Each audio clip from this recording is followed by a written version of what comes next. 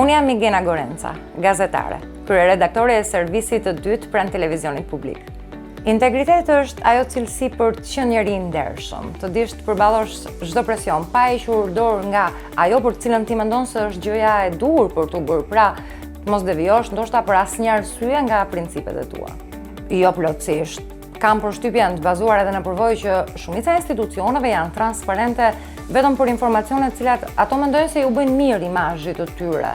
E nëse u bën ndonjë pyetje të nxehtë që e rrezikojnë imazhin për cilin ato mendojnë që duhet të dalin para publikut, përgjigjet merren me vështirësi ose thjesht nuk kanë komente. Nuk është gjithmonë e lehtë. Informacionet e tilla merren përmes faqeve zyrtare të institucioneve, përmes personave zyrtar ose përmes personave të tyre të kontaktit.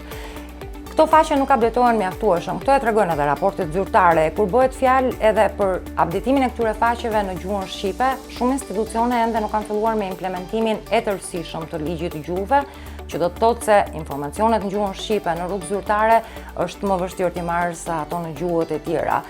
Është këmbulja e gazetarëve për t'i marrë këto informacione që ndoshta edhe ndonjëherë mund t'ju duken zyrtarëve shumë arrogant, por për të dalë te ajo që duam në fund për të marrë përgjigjen e vërtetë për cilën e meriton publiku. Edhe kjo varion nga një institucion në tjetrin, por edhe nga natyra e informacionit.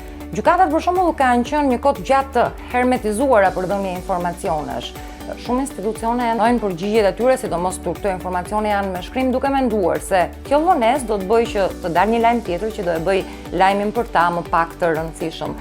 Ka gjithsesi institucione që janë shumë korrekte, por unë mendoj që jemi ende shumë larg ideales së institucioneve publike që nuk fshehin asgjë nga publiku. Zgjidh rrugën e drejtë, zgjidh integritetin.